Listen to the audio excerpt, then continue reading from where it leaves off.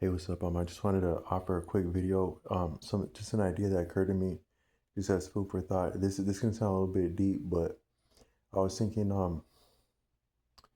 there's value to like not being like mixed up, like not being in the scene.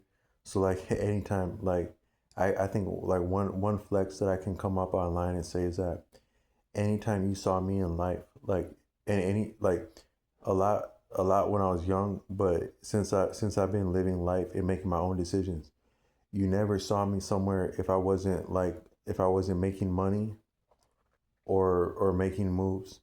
You never saw me somewhere like that, or like I would just be like where I live at, but I wasn't. I was making money, I was making moves, or I was standing up for or doing my best for someone I love. If you saw me at all, that's me in life. So from that standpoint, I think that there's value in that. There's there's um, there's value to not being on the scene. Not that you're afraid of the scene, but the scene is different if you're moving on the scene or if you're standing still on the scene. So if you're on the scene, you're on a mission, or you have something you're about to be somewhere. Otherwise, you're not on the scene. So from that standpoint, you're not mixed up with things. You're not telling on nobody. You're not getting told on. You're not having nothing to hide. You're and you're not having to do something that you don't want to do because you feel like you have to do it, or you're not having to do something that, or you're not doing something that, or having a reason to want to do something that's going to hurt you or have you hurt someone yourself or someone that you love. Whether, and that can be like just being being mixed up with someone that you love, but you're both mixed up together, and your participation in something could potentially injure both of you, whatnot. All I meant to say is that there's value in a system, in a place where there's no longer privacy, but then also you have like different ways of injuring people's stature individually, but also as they're connected with like sharing of blame, there's a lot of value from like not being mixed up with people. But sometimes even from that standpoint, you wonder, like, not that you would have nothing to do with someone unless you had a righteous reason to do something. But if you think about it, it might be different for other people's experience. But like, I'll give you an example. Like today, I went to get something to eat. I went to an area because I'm recovering from an injury on my foot, and it was a superficial injury, but it's very serious that it healed right because it had to do with the skin.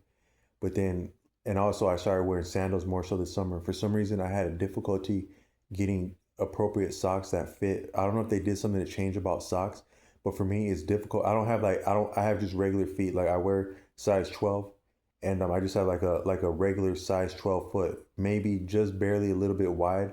But for my body frame and type and height, it's appropriate, like the size of my foot. But there's nothing to do with my foot that's outside of the ordinary, because actually I have about the hardest, like if you do for like cool shoes, like maybe like Jordans, or just like shoes that a lot of people are looking for, I have one of the most difficult sizes, size 12, because that's the size that gets gone fast. So that's almost about your most normal size for like a full stature person, generally speaking, relatively speaking. But I'm a little bit bigger, because not big, but I'm the larger frame for someone that's not big, because I'm 6'4" and like probably like 180, 200 pounds at 6'4". But still, I just have a foot that's appropriate for my height, not too big, not too small. But it was difficult finding socks for some reason the last few years, because they're always like just way too tight. I don't know if they changed something about socks. So I stopped having great socks because I'm not finding them. But then but different times I had some cool shoes, but I live in Minnesota, and it gets snowy a lot, and your shoes they get damp a lot, like for different reasons, so they can get nasty. Like you have a cool shoe, a nice shoe, you don't treat it bad. You just wear it regularly, but they can just still get nasty sometimes, shoes like that.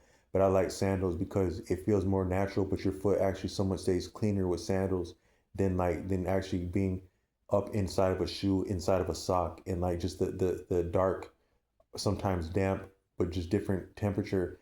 A shoe can actually get a little bit nasty where your a sandal's kind of better like that, but your sandal can get like different like dust on it. But then also I'm coming off a foot injury and healing a superficial foot injury. So today I needed to get I actually went to get a pedicure today. But it wasn't to be fancy, but it's actually just to take care of my feet. The biggest lesson that a motorcycle taught me is that your health is your wealth, and your feet are your health. A lot of what you can do and experience and enjoy of health, it has to do around your feet. So your feet are really your like they have like I just think that your feet are more valuable than you can normally appreciate or ever value that you can never appraise. Is your feet are very valuable. But I've been learning that lesson, but also I've been like doing just more rugged things with my feet. Like a couple weeks ago, I walked 26 miles in one day in Southern California on these hills, and I didn't actually break a sweat. I got at one point I had to sit to the side because it got like a little bit. My chest was getting tight from that much. Sometimes you don't know how those hills are pulling your body, like but the exertion of that. But it would have been bad if I had been running. But just walking like that, I didn't actually break a sweat or get fatigued, but I did get a little bit. I just get a little bit like it was a lot of it was affecting my body, but I wasn't breaking a sweat. Then I got stranded and I had to walk another 5 miles. Kind of scary. Like as I was in California, Southern California, and I'd be walking along these highways in the city of in Southern California, a big city, but on these highways at night, and you're about to go up this highway, and it's really dark because there'd be like a few odd lights, but it's really really dark. It's remote, and there's not a lot of there's not a lot of human settlement there, even in the middle of the city. So if you just appreciate what animals may or may not be there, people also, but animals may not, it may or may not be there as you're on foot at walking pace in the night, and you can hear these animals. You can hear some of the friendly of which I was hearing birds go on at 1 a.m. as though it was the middle of the daytime. I don't know if that's normal for California, but then I actually got to hearing first some dogs in the background, then what sounded like 1, 10, 15, 20 chickens right next to me there. And I think they were coyotes. But as I started to experience those coyotes, I was just exactly getting back to the actual like settlement and like lights and stuff like that and people. But then so I thought I'm good to go now. I actually got braver by walking past the coyotes because at first I'm not gonna lie, I was it was scary walking up to this hill because like it was dark night, like lingering shadows, and it just looked dangerous. Like not nothing like especially dangerous, but just this is getting ready to be bad. Walking into the darkness like that, to danger like that, and you want to turn around, but you're somewhere you're not from, and you don't got nowhere to go back. So that's not gonna do nothing but get you further stranded at night. And you got people driving at night in Southern California that would be out at night if you go back, but you go forward and you're getting out into like this rural highway like that. So, but then after I walked past those coyotes, I actually got some nerves. So I'm like, damn, I must be a grown ass man if I can walk past some coyotes. So I started feeling like that and not being afraid of them. And also, like, it's actually as I neatly start getting back to civilization. But then my night got actually worse, and I experienced as much danger as you can experience and still survive that. As and not having done anything against anyone, way more dangerous than coyotes aware of you if they're not engaging you. My night got like that, but I had done that on foot and didn't get tired like that. And then I got so recently when I got back, I've been having to walk more, walking 5, 10 miles a lot, like not daunted by that. But I've been having some time on my feet, and my feet have been getting more rugged. So I actually went to a pedicure to get them taken care of, and and they actually at a pedicure they clean your feet and care for your feet better than a big old fancy hospital. Like the care that I got on my feet for for a pedicure, it wasn't crazy expensive. It wasn't cheap, but it wasn't crazy expensive. Like you might imagine, like what if you might not know what it costs to get your feet pedicured, but also like clean like that. And it wasn't nothing more than like so like whatever you would get, like say you went to McDonald's and you really got like a full you took care you treated yourself to McDonald's, whatever you wanted at McDonald's, like that. Not overboard, but just whatever you wanted at McDonald's, you did like that. Or just like a low tier, like you go out to eat somewhere, but the lower tier of like going out to eat somewhere at a basic entry level restaurant. two of that is what it costs to get my feet taken care of. But if I would have went to a hospital like that, because I actually they were getting like a little bit, they needed to be cleaned as I'm coming off of like a skin injury, and or like a as I'm healing, and they would have taught probably I only it would actually be scary to think what a hospital or a medical place would charge for that amount of care that I got there.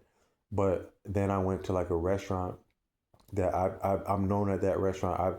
I've frequented that restaurant as a customer, and I've also frequented it as a delivery person. So I'm known at that restaurant, and I'm friendly like with the staff there, and the management there, and even the management there. They saw me today. The actual like the owner, like one of the owners of that restaurant, and he's like, "Hey man, I saw you yesterday." Like he had seen me in the next city over because I was taking a similar walk on foot through like a busy city, a main street of Minneapolis, but it's torn up with construction now. So I was taking like the detours, and like it's like a very, very busy street in Minneapolis, but it's very quiet now, even in the middle of the day because there's so much construction. But I had been seen by the actual owner of this restaurant a couple of days ago in the next city over walking, and he recognized me like that talking, and he was like he, and so I'm known to the manager at that restaurant. But then sometimes like I practice humor, and so like I float humor like with the people that work there, like some of the beautiful ladies that work there, and the manager. Anybody that gets an earshot, I got something to say out my mouth, but it's in good taste and it's in love. So I was telling her, I was like, there's a lady there. I was like, that's how you know I'm crazy, because I was awake in the morning, um, early enough where they don't got no coffee at the gas station for me because I'm up so early. Now I'm already ordering coffee again late in the day like that. That's how you know you got someone crazy on your hands. And she was like, "Oh, that ain't nothing. I drink coffee before I go to bed." And I was like, "See, that's what happens." She was right about that. That ain't nothing. But I was like, "That's what happens when you try that stuff in front of a lady. She'll up the ante like that." I said that, and I was like, I was telling her that I was at a gas station last night, and I was telling this lady like, so if you're about to fire all, because she was by there herself like that, and there's normally people that I know there also, some of which that I worked at other places, but I'm like I'm more so cool with them. Actually, you don't know who the hell you're cool with where I'm from because people will smile in your face, but on the surface, I'm cool with these people. And then I was telling her, I was like, so damn, you fired their ass like that? I know what you mean. You gotta, if you want something done right, you gotta get it done yourself. She's like, no, I didn't fire them. I was like, um, she's like a little bit older, but she sometimes she enjoys some of my humor. And then I was like, I'm not like trying to put the moves on her. I'm just trying to be nice and practice humor. And then I was like, but if you did fire them, would you call them all into a meeting and let their ass go, or would you knock them down one by one like a sniper? She's like, oh no, I call them in for a meeting because I wouldn't want to waste words. So I let it be known right there because I wouldn't want to waste time or breath. I was like, damn, that's how you know you got a lady on your hands, because you think that you're this big and bad, but a lady will really up the ante like that if she goes here with you. So I was like saying something to that effect to this other lady about how, yeah, y'all can really up the ante like that sometimes. But the thing is that I noticed is that when I go somewhere, even though I'm having like rapport with the ladies, like I'm joking with them, the owner know me, and I'm busting out style moves, but I'll be like at the restaurant like that, and like a lot of like the everywhere you go, if you're a person like me, everywhere you go, the next person is actually more important than you. It doesn't matter like what you got going on. Like you can spend something there, or you maybe, or even if I'm not like trying to act like I can spend this and that, but I'm just being an authentic person. Or I'm being straightforward. Like, yeah, my ass is broke, man. What you got for me? Whether I do that or I got means, or I got style moves, or I'm busting. I'm giving the ladies a hard time. Like people couldn't give them a hard time unless they practice like that, but like in good taste and good humor, this and that, whatnot. Whoever is next to you, like that older person, like maybe like 70 years old, 60 years old, because I was at that bar like that. Now they know me, they know I'm a ham like that, even though I don't eat pork. But they didn't know come by like, so how was the food? Like this and that, like this and that. But the person next to me, like they're checking in with them, like, but how is that? So it's serious like that. So it don't matter. I can be known there. I can be cool with people there. I can know people in town, people there, whatnot. But the next person by default is more important because they seem more entitled actually than you. So they, whatever they, whether they're younger than you, older than you, the same as you, whatnot, they just simply feel more entitled than you. So people respect them as more entitled than you for whatever, for different reasons. But you take that, that's one example, and I'm not crying about that. But you take that there, left, right, left, right, left, right, low, right, left. You take that over the whole city, your whole life, everywhere you go, and people default to the next person is more entitled than you, therefore more important than you by default. But also, whatever they have to do for that person or for themselves, for another person, so they can have it, for whatever they have to do for another person or for themselves or even for you, that's more important than you. So in a certain sense, like for me, like people are always running away. So like today I was walking down the street and I had some style moves going on, not trying to flex, but just like actually curating style to where sometimes it stand out to people. Somebody drop a lawnmower, an actual a person running for government post, government elections in the up in the uh known to people in the government, personally known to actual sitting people in sitting office in the state like that, known to them. I don't know if they're cool about those people, but they're actually up in those circles with those people, knowing those people. People have people running the actual area where I live, the political thing. But all I'm saying is that sometimes you wouldn't know that you actually sometimes like when you go to get coffee or you just walk down the street, you're actually next to and observed by actual millionaires, maybe once in a while billionaires, or people with people actually running the city, both official and not official, um, famous people, people that you would know from different points of history or not history, but like popular culture and media, real people that you wouldn't appreciate would be in humble attire like that are actually in our midst like that. And there's still, that just shows you that they're still just people, because none of these people are greater or less than anyone. None of the people I'm mentioning, the people owning myself, the people owning the restaurant, the people that would see you walking the street, but still that there's significant, the people that would have unique stature or position or background in your midst. And then they drop what they're doing. Drop. You didn't know that you just walked past an actual political candidate. You know, some people might say, "Man, you sound naive to think that you would be special to a political candidate," but still, that they would drop a lawnmower and run you down from behind to shake your hand and take a picture of you, an actual political candidate to do that. Not necessarily actually even advertising, because he wasn't more so talking about himself. He was interested in the style that I would be, that I would present myself, and wanted to take a picture of it. Ran me down like that from behind just to take a picture. And I'm not nobody. Everyone's someone to something, to someone. I hope you're someone to yourself. I'm someone to myself. But for intensive purposes, a person, a regular person, but with some but curating style, actually run them down, shake their hand, take a picture of them, talk to him for a moment. But at a certain point, but I gotta run though. But because he probably did have a meeting or this and that. And then I met a person the day before, a but he actually gave me a lot of his time. He was talking to me in a restaurant, and he actually blew off a meeting to talk to me because he was interested in what I had to say. And he's like, he does like publications for like a local, but a national, but a local branch of a national media publication. And he's done like hundreds of music videos and like events for musicians in this area. But he's not, you wouldn't appreciate him as being familiar with like hip hop culture. He doesn't appear that way, but he has to do with that stuff.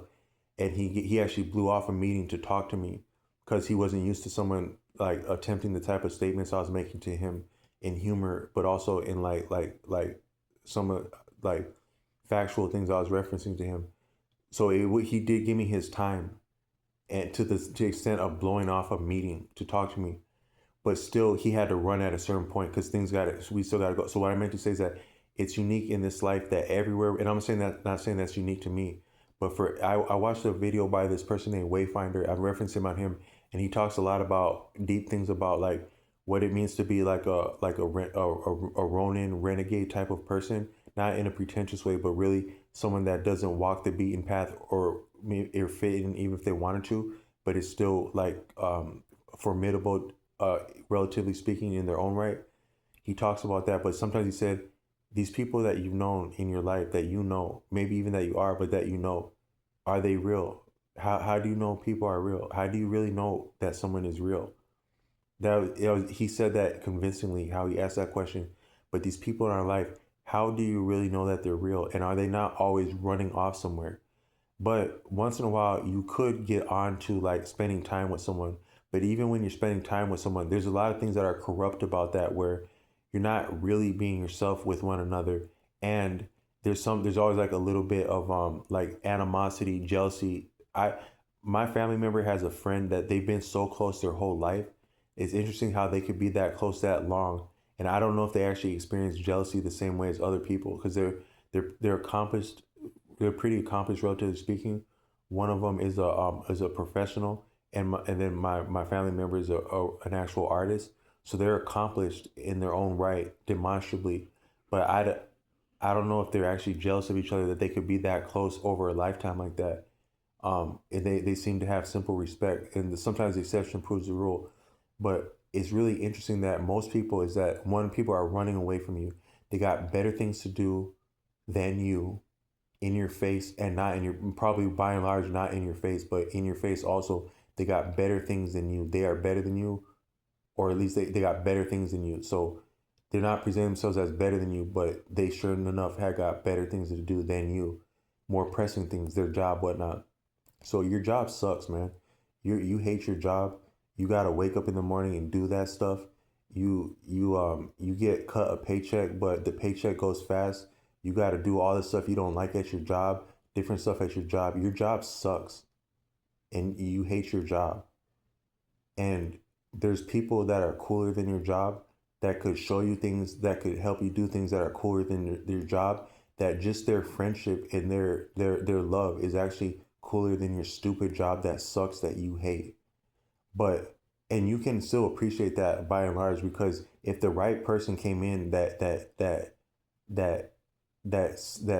seemed a way to you, that seemed a way, or that felt a way, that you knew a way about, that, man. So people are, so I'm just saying, anyone, everyone, all people are worth more than your stupid job. But also the rapport that they would have for you, the respect, the attention that they would have, the love, the smile, the humor, it's worth more than your stupid job, because your stupid job sucks, and it gives you fake paper money, and stupid useless coins that you can't do anything with, and stupid useless digital currency that doesn't work half the time, and it's just an electronic ledger that doesn't exist on a server at best.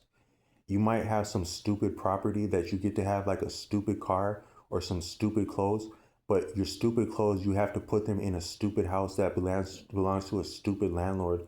Or maybe you think that you own a stupid house with a stupid lease, or I mean with a stupid mortgage that's actually referring to dead pledge. A mortgage is a dead pledge. So that stupid mortgage that you have to go to your stupid job and somewhat efface yourself and do things that you don't like for people that you don't like, it actually got sold on different sophisticated ways, and it's probably in another country right now, damn near on another planet by now, and got sold and resold and sold over. But you have to still pay for some of that stupid stuff. But that mortgage is actually stupid, and it's called dead pledge mortgage. But your job is also like, I don't know what you call moored moored occupation, but your job is actually dead the same way.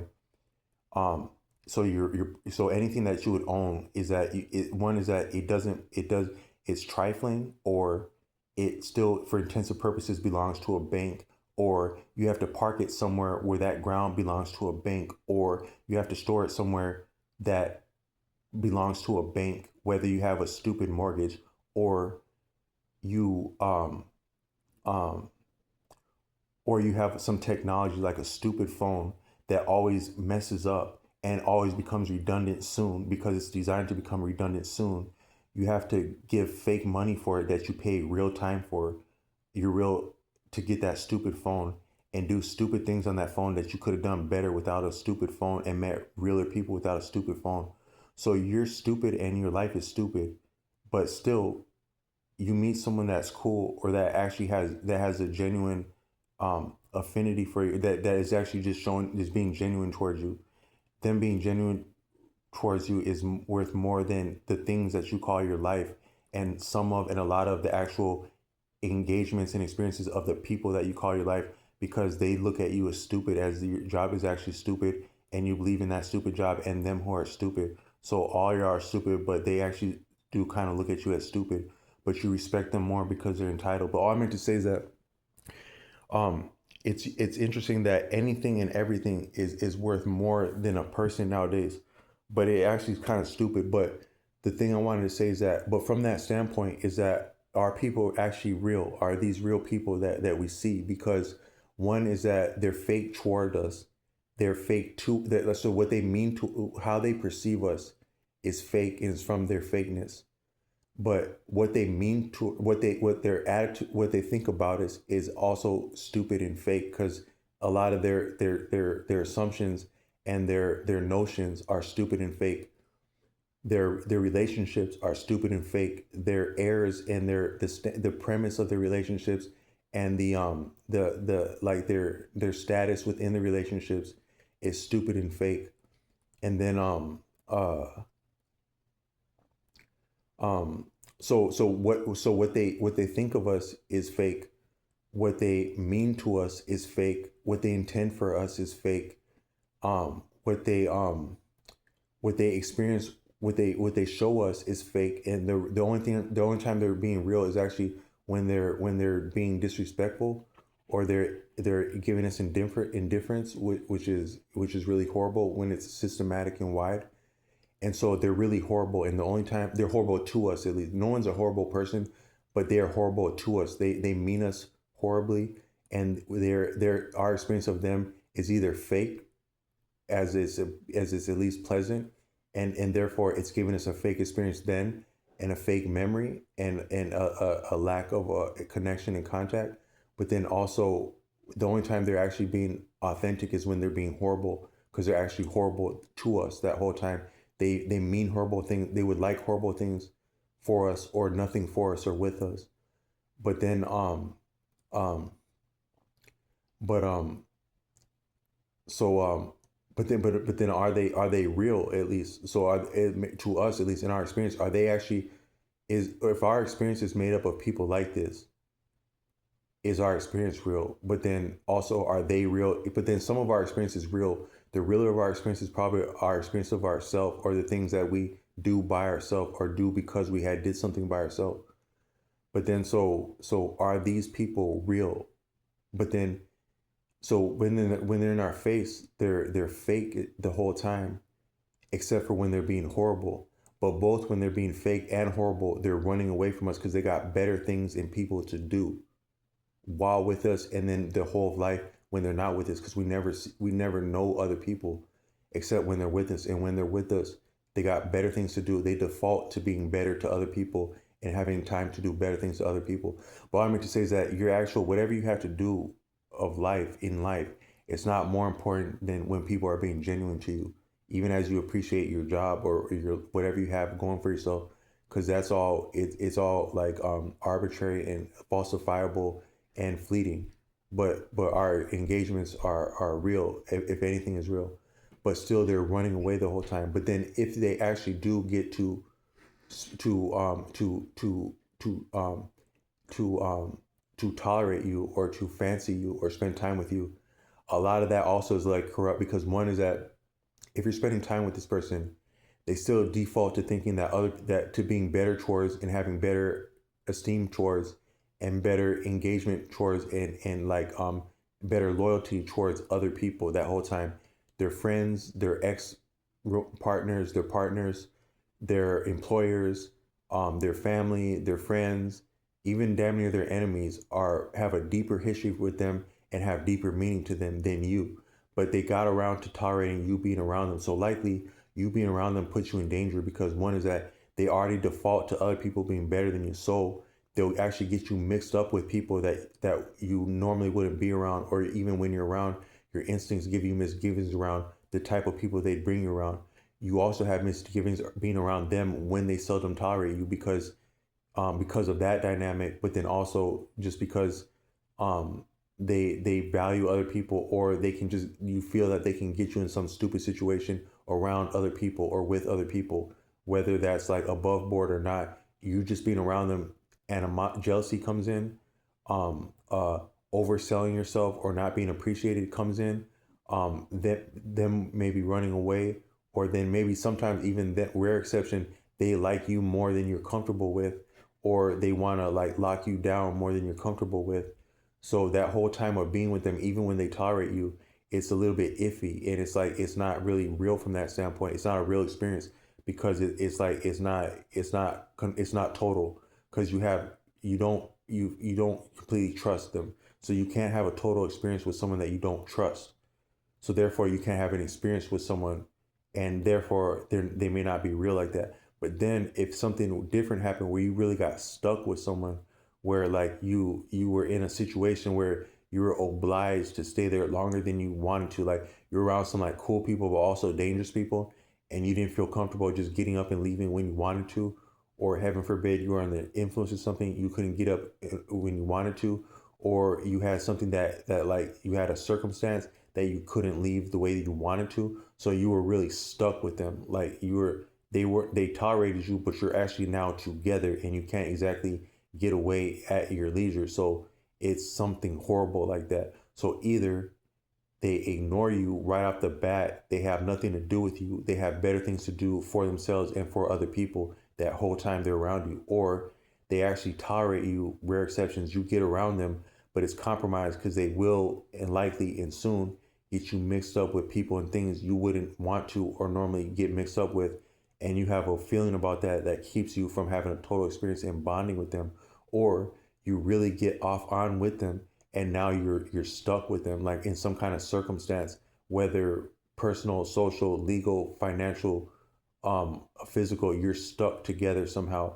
All of that is horrible. But so either they're really not a real experience because they're running away from you the whole time to do anything but be around you, anything for anyone and better towards anyone by default, or you get to be around them but it's iffy that whole time, or you're now really stuck with them. So they're either less than real or they're more than real, such as to be horrible, but they're not just simply real. Like it's just not like simple. So there's less than real, and then there's more than real, but not just real like that. And so you do wonder, when it's left is your whole life like that, are these actually people that we're experiencing now? Some people say like you're living under a rock, or you're not putting yourself out there. But from my experience, that's probably better than getting stuck out there. Like I'll go out there when it comes to like earning like a livelihood, but a livelihood, I don't know what that means, but just to making something of myself or for myself ethically, as I got nothing better to do, I'll be out somewhere at different times of day and night in different situations, different vehicles on foot. I'll be somewhere, but but still not just like but just enough to wonder, had these really been real people as they run? It's almost like some people say, this is gonna sound crazy as soon as I say this word simulation, but I don't want to get off into a discussion of if life is a situation, but as people go and as they run away from us and they always got somewhere to be somewhere, as time goes, they're always pressed by time, chased by time, in a fake reality where something can only keep up its, so that might be the thing. So reality is so fake is that people put can only tolerate you for appreciating yourself as being real, or obliging them to present themselves as real. They can only tolerate that so long, where they have to go run off and be with people who are more fake than you, but actually more real for being more fake in a fake paradigm.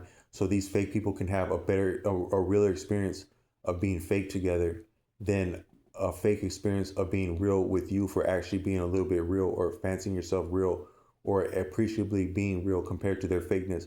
So actually fakeness is realer than reality now, and reality is not tolerated by fakeness.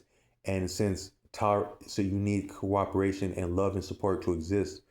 It may not be viable to be real anymore in a false. So maybe that's what the greater message is.